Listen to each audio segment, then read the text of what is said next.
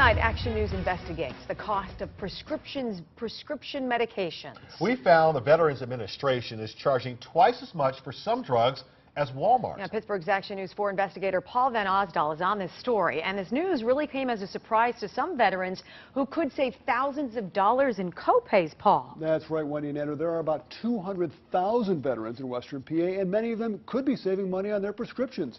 Now, I first heard about this from the daughter of a World War II veteran who's upset that no one told her or her father that the VA charges more for some drugs. Then I talked to a Vietnam veteran who said VA prescription copays were crippling him financially. James Jefferson served in an Army transportation unit in Vietnam, working as a stevedore on an ammunition ship. Well, I got hit in the spine with a 2,800-pound napalm bomb swinging on the cable during monsoon season.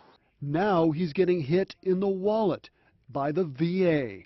These bills show hundreds of dollars in prescription copay charges. In many cases, they're for drugs Jefferson says he did not want or need. He tried complaining to the VA. And I says, I have enough medication here for 4 people. You know, I says, I don't need all this medication. And they just it kept coming in the mail. Copays for drugs and doctor visits totaled $1,900, including interest. The VA collected the money from tax refunds to Jefferson and his wife. It was quite a hardship because only her and I were both retired. Forcing him to sell a motorcycle and a vintage car that he had refurbished. The VA does reduce or waive copays for lower-income veterans, but Jefferson said no one at the agency ever told him that. Nor was he told that some of the drugs he was prescribed, including warfarin, a blood thinner, are available at Walmart for half the price. It's ridiculous. In a statement, a VA spokesperson said VA sets its outpatient prescription copay rate based upon federal regulation, which ties increases to changes in the Medical Consumer Price Index for prescriptions. But the VA itself has questioned its own prescription policy. Action News Investigates obtained this 5-year-old VA document that found veterans are charged an $8 copayment for many prescriptions that would cost them only $4 at Walmart. The analysis also found it seems very likely that under the current copayment plan, many veterans are charged excessive copayments by VA. Congressman Mike Doyle disagrees with that. An $8 copay, I will tell you, for the vast majority of veterans is going to be cheaper than they can get anywhere else. Should the VA do a better job educating veterans about their options when it comes to these drugs?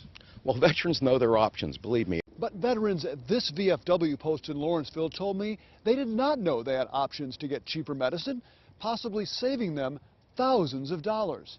Retired State Trooper Edward Sawicki just found out he could save big money on his prescriptions by getting them from Highmark instead of the VA, where he had been going for years. How much could you have saved had you been getting your medicine through your private insurance company?